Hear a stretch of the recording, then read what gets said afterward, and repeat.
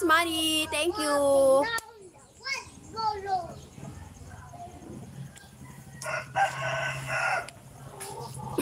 Ang mahal din Kuya Rom, ayoko. Yung sa kapatid ko na lalaki, meron din ganito. Ganito lahat kami magkapatid. Sa kapatid kong lalaki, malaki din sa kanya, ganito din kalaki. Kaso nagpalagay siya ng braces mahal 30k. 30k talaga pag ganun lang sa ngipin. So yun Kuya Rom, mahal 30k yung pinalagay niya. Kaya ngayon yung ngipin niya maganda na. Maganda may pira siya Kaya baliwala lang niya yung 30k. Sa akin talagang imposible talaga na magagawa ko yan kasi mahal na talaga yun. Naayos na yung sa ngipin ko, sa ngipin ng kapatid ko, na maayos. Ayun, naghilap siya kay mabuak na. Suko si Lula. Lolo Lo, naghilabot siya ko lo, yahong lo. Nalakaw na lang to.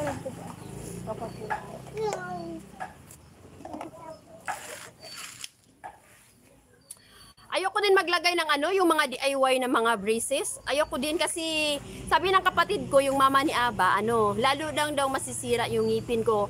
Kasi yung gums ko ba, parang malambot yung gums ko kay wala na akong ngipin dito Wala na akong ngipin dito, kaya siya lalong lumaki. Lalo siyang lumaki kasi nag-expand. Nag-expand siya.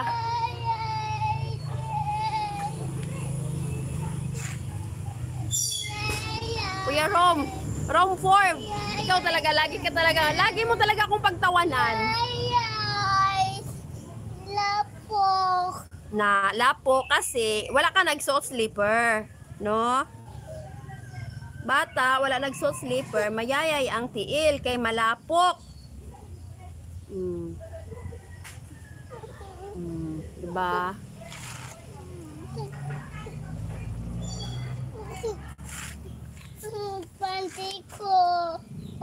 Nabisi ako kaninang umaga, may bisita kasi kami sa galing Davao. Hello Tatay Rom. Sige, Tatay Rom, hello. Hello Tatay Rom.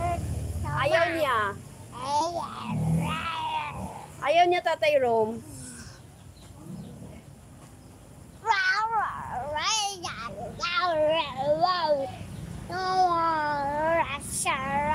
Andun sa bahay si Aba. Andun sa bahay nila, nanood ng quiet kay I am talking to Tatay Rom. Maliit lang dyan, Kuya Rom, kaso nahiya ako. Huwag kang mahiya.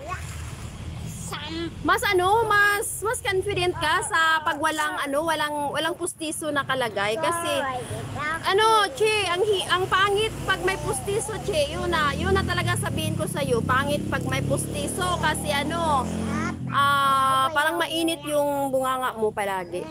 Tapos pag kumakain ka, ayan, maanuhan doon, mapasukan doon, basta ang hirap.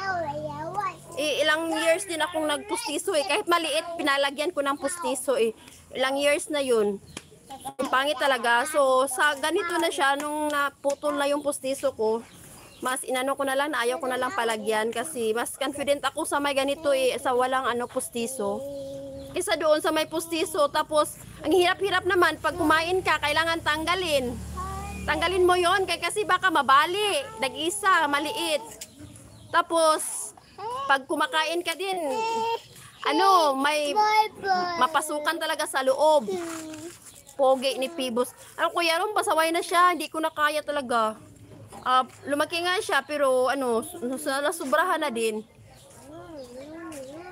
Hello, Sis Lovely. Good morning.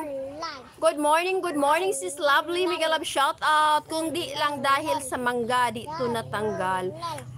Kasi siguro hindi masyadong matibay yung pagpasta mo. Di ba nagpasta ka lang, pinastahan lang, buti nadala pa sa pasta. Sa akin dati, sabi nila pastahan daw, pero sabi nung doktor, matatanggal din talaga siya pag pasta kasi wala na akong ngipin dito.